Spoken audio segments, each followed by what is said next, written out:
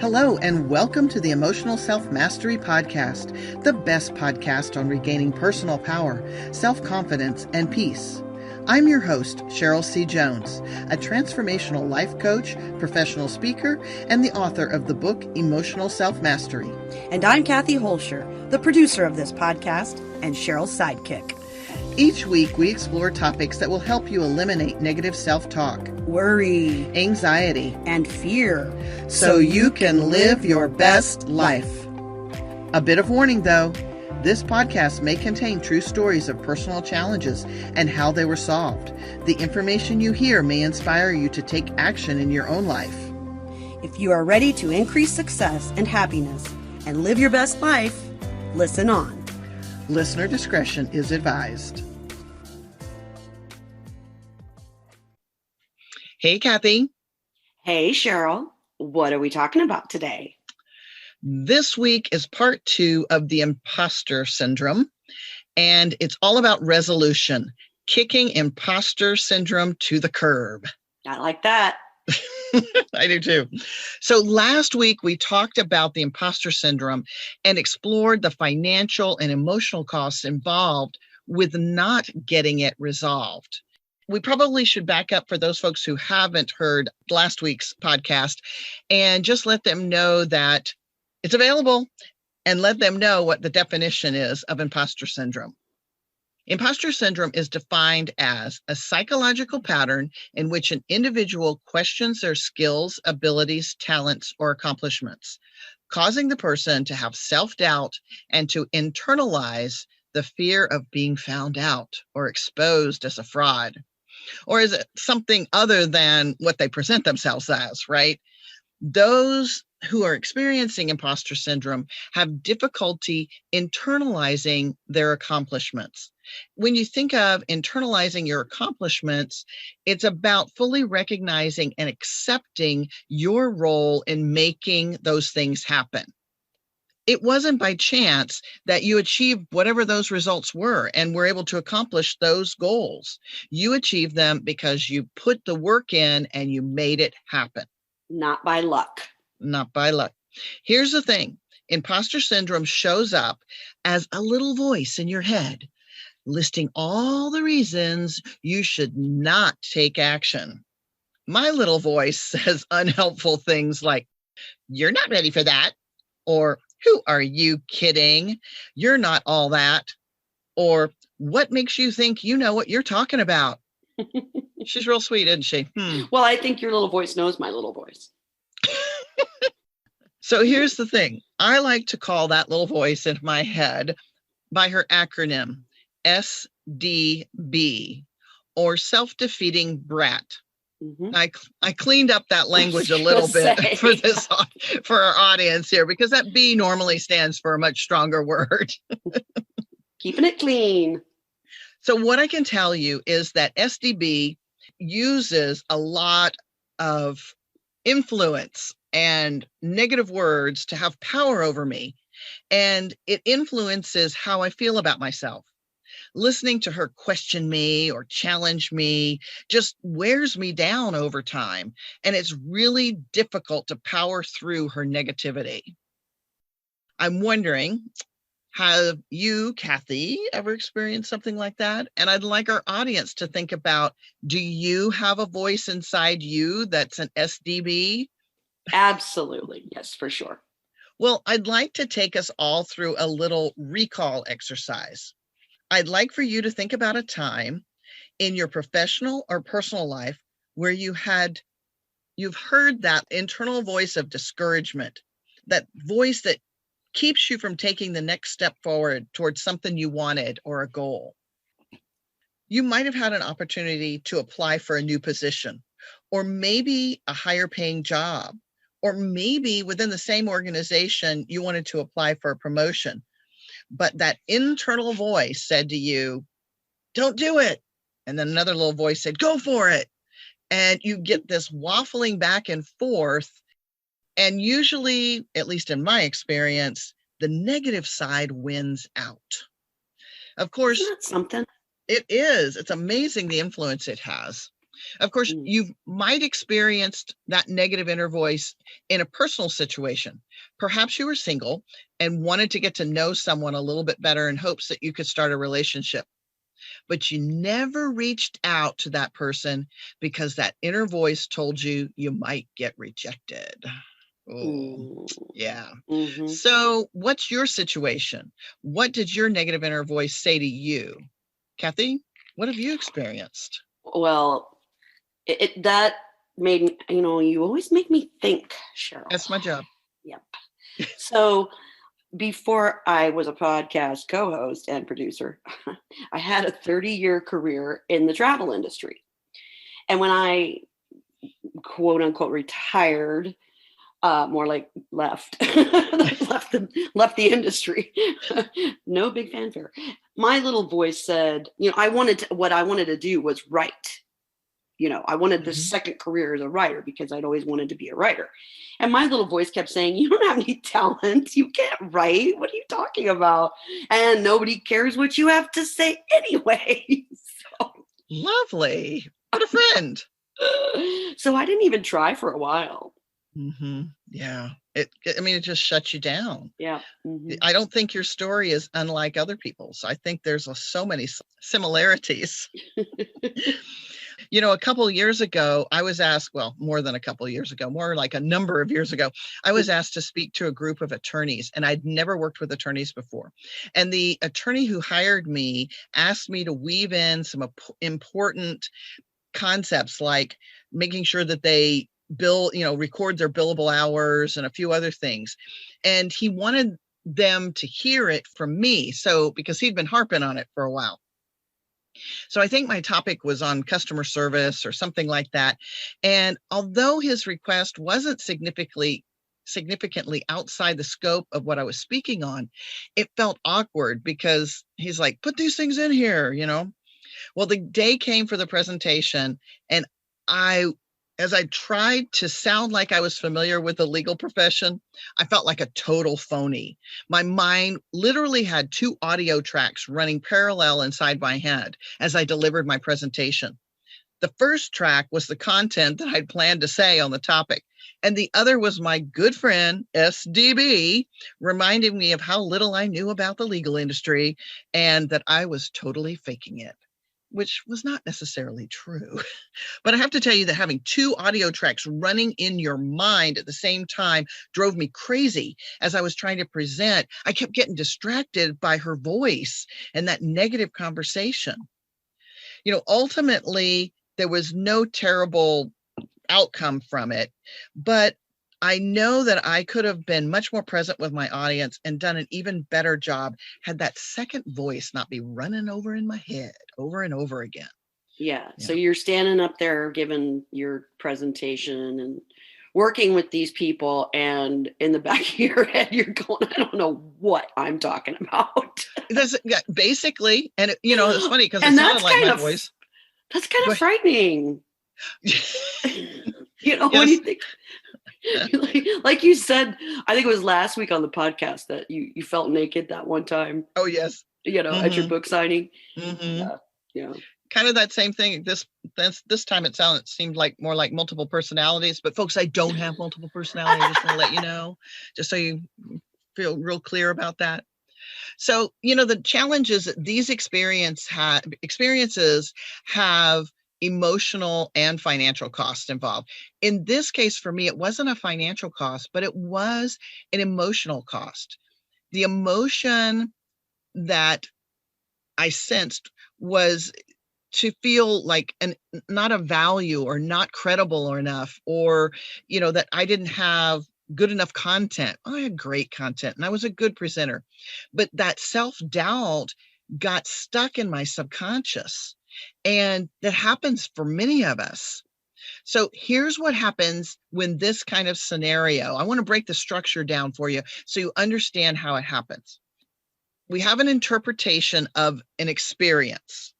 My interpretation was I wasn't good enough. I didn't know how to talk to these people. I didn't belong in this industry. I mean, any number of things you could make up there. And I did. And that interpretation gets lodged in our subconscious mind as an emotion. we have these memories, if you will, that get lodged in our subconscious, these emotions and memories attached with emotions lodged in our subconscious from both positive experiences and negative experiences. However, the negative experiences tend to carry a much bigger emotional charge to them than the positive ones. So let me see if I am understanding what you're saying. You have an experience like your attorney story, and then you have a perception or an assessment about that experience. Yes. And in the case of your story, you thought you didn't know enough about being an attorney to qualify to make this presentation, even though you knew your original content really well. Mm-hmm. And because you had doubtful thoughts about it, it caused you to question yourself. And that had the emotional impact of you not feeling worthy or not enough. And that belief of unworthiness became lodged in your subconscious. Did I get that right? You got it exactly right. It's perfectly described. Wow. That's like a big old tangle. Yeah. My question to you now is, what can we do about it? It sounds like a difficult place to be, having your past challenging experiences influence your future experiences. Yes, it is. And none of us have to live with the influence of our false beliefs, because that's what they are. We can change them. Before I answer your question as to how to change them, I want to take a break to acknowledge our sponsor. So today's podcast is sponsored by my book, Emotional Self-Mastery, the best book on regaining personal power, self-confidence, and peace. In this book, you'll find techniques that will help you reclaim your personal power and build your self-confidence. It will also teach you how to regain control over your negative thoughts and emotions so that you no longer are influenced by them. Find Emotional Self-Mastery, the book, on Amazon, and you can download the first chapter for free at www.simplythebestresults.com. You'll find it under the book tab. Now, back to your question, Kathy. What can you do to stop feeling like a phony?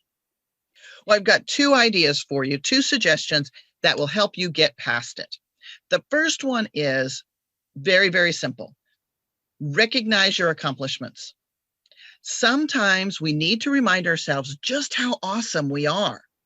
One of the best ways to get a little morale boost to start overcoming those feelings of phoniness is to make a list of your accomplishments. Kind of like you might do if you were going to update your resume. I want you to write down everything you can think of, include both personal and professional accomplishments, volunteer work, whatever comes up. If you rescued a dog from being lost in your neighborhood, I want you to write it down. And I don't want you to distinguish between items that you accomplished alone and those that you accomplished as part of the team. The important thing here is to acknowledge that you are not the sum of your accomplishments. Your value does not come from them. You were born without self-doubt and without fear. Let me say that again. You were born without self-doubt and without fear. You did not come upon this earth with any experience of phoniness or falsehood. These are concepts and beliefs that your conscious mind created. Since you created these false beliefs, you can also uncreate and destroy them too. Making your list of accomplishments is just a starting point for you to really recognize and start owning what you have been able to do so far. So anytime you feel like a phony, have thoughts that make you feel inadequate, or have a low vibration emotion like fear or insecurity, you can use this next technique I'm going to share with you to destroy it and uncreate it. Can I just give a disclaimer here for you? Because Sure. this technique that you're about to introduce works. It's crazy. It works. But it sounds weird. Yes, it does sound weird. And so, I just want to set it up that way. But this really does work because, I'm just the common girl here. I try everything out that Cheryl, everything she suggests, I try out. And this has really worked for me. That's awesome to hear. I'm really pleased to hear it. So I think that's more of a testimonial than a disclaimer, but I will take it either way. And yes, it does sound weird. So our first technique was to recognize your accomplishments. And that's just to kind of get you over the feelings of inadequacy or whatever might be going on. This second technique is based on a technique called access consciousness. And it requires that you identify first the idea or the emotion or the thought that you would like to destroy, uncreate, release. That, that voice, that inner voice we talked about that makes you feel less than whole. Mm-hmm. Once that you've identified that thought or emotion, all you need to do is place it in this phrase and repeat it. And I like to repeat it out loud, say it out loud to uncreate it and destroy it. It's incredibly powerful. So here is how I might have used it if I had known it back in the time when I was working with the attorneys. But unfortunately, I didn't. So I had those two crazy tracks going in my head, right? So the emotions that I was experiencing while working with the attorneys was probably, to sum it up, inadequacy or not enough, not knowledgeable enough. And the thought that went through my head was, I can't possibly know their work lives, what they're like, and why would they listen to me? So it was kind of like that was the add-on to I'm not enough and I'm inadequate, right? So Right. This is how the phrase would sound had I used the technique back then. I would say, anywhere I've adopted the belief that I don't know what it's like to be an attorney and I can't possibly understand it or speak to their needs, I choose to destroy and uncreate this belief across all dimensions, directions, lifetimes, levels, layers, planes, time, and space, and reality now, without any healing crisis, discomfort, drama, or delay. Good, bad, right, wrong, pod, poc, all 9 shorts, boys, and beyonds. And so it is. This simple phrase would have destroyed and uncreated that thought that I wasn't enough and that I didn't understand their industry. That's because it was all made up to begin with. I made that up to begin with. So I have the power to undo it. So I encourage you to try this phrase out for yourself.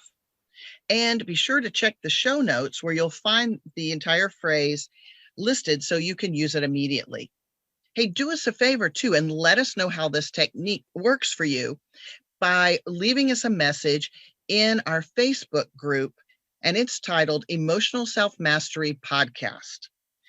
This is where we can exchange ideas and you can tell us how things are working, and we'll be sure to respond and give you some feedback.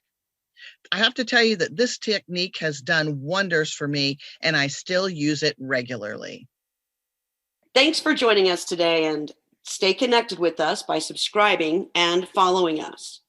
For more tips and information on kicking imposter syndrome to the curb, check out Cheryl's blog this week using the link in the show notes. Thanks for joining us. Take care. Hey, wait, before you go, I have a quick follow-up story on using the access consciousness phrase to clear out symptoms of imposter syndrome. Right after we finished recording this episode, I had a coaching client named Samantha. And the first thing out of Samantha's mouth after we had our hellos was she said, she's not doing so well. This really surprised me because Samantha is always full of energy, happy, and upbeat. And today, that was not her energy. She said that she felt mentally overwhelmed and exhausted, like she was mentally off. And she said she felt irritable and generally sad and just awful about herself. And this was just breaking my heart because this young woman is so vibrant and alive and positive and, strong and capable and self-confident. Well, she said that even her boyfriend, who she absolutely adores, was getting on her nerves. He was saying things that wouldn't normally bother her, but today they were just hurting her feelings. And he wasn't even meaning to hurt her feelings. It's just the way it was coming out. So I asked her to tell me more about what she was feeling so I could kind of get a handle on where it was coming from maybe and what else was going on. And she said she really didn't know how to explain it. It just felt like she wasn't enough. She wasn't pretty enough or attractive enough. In fact, she said she felt kind of ugly. And she said she felt like she wasn't interesting enough and that she didn't have any common sense. And some old garbage from a previous boyfriend was coming up and bugging her about common sense stuff. She also said that she noticed that she was doing a lot of self-comparison, especially on social media. And that was kind of odd for her too, because her self-confidence is usually quite high. There was a lot of stuff going on. And as I probed further, I found out she had an awful lot of anxiety. So by this point, I had plenty of information to work on. And together, Sam and I used the access consciousness phrase to clear out the majority of her negative emotions. The remaining issues we cleared with another technique that I'll have to tell you about later. But the good news is that several hours later, I got a text from Sam saying that she was continued to feel great and that she was back to her old self, her old confident self, and feeling good about herself and good about her relationship with her boyfriend. If you're in an imposter funk or just not feeling the best about yourself, you should know that it's really difficult to fake your way through it. What you need to do is get back to your old strong, confident, powerful self. And the way to do that is to remove those emotions that have you stuck. Don't try to muddle through it. It's only going to make things worse. Instead, set an appointment with me. Give me 30 minutes and I'll have at least 3 actions you can take to start feeling better. It's only $50 and it's well worth it. You can find the link in the show notes. You deserve to feel optimistic, positive, and powerful because that's who you are. Thank you for tuning into Emotional Self-Mastery. We'll be back next week with a new topic to help you reclaim your personal power, self-confidence, and inner peace. Please be sure to subscribe to this podcast and comment on this episode. While you're at it, please share it with a friend. We invite you to join our new Facebook group, Emotional Self-Mastery Podcast. This group is for listeners of this podcast and is a forum to ask questions, exchange ideas, share appropriate content, and create a community for those who are seeking to regain their personal power, self-confidence, and inner peace. You can search for the group through our Facebook page, Simply the Best Results, or through Groups on Facebook. The direct link can be found in our show notes. To receive a full recap of this week's content with resources and helpful hints, sign up on the first page of my website, simplythebestresults.com. If you know that you'd like to receive some special attention to help you remove the trapped emotions that have you stuck, simply schedule a laser clearing session with me using the link in the show notes or through the Facebook group, Emotional Self-Mastery Podcast. You'll find it in the About section. Listeners of this podcast receive a special discounted rate of $50 for 30 minutes of clearing. To connect with me on LinkedIn, search for Cheryl C. Jones. Cheryl is spelled with CH, and be sure to use my middle initial, C. And on Facebook, you can find me at Simply the Best Results. You're always welcome to email me directly at cheryl@simplythebestresults.com. And be sure to visit my website, www.simplythebestresults.com, for more information and inspiration. This has been an Emotional Self-Mastery production. Created and hosted by Cheryl C. Jones. Edited by the amazing Brandy Hockaday, and produced and co-hosted by Kathy Holscher. New episodes are available each Thursday on Apple, Stitcher, Google, Pandora, iHeartRadio, and most other podcast platforms. Thanks for listening.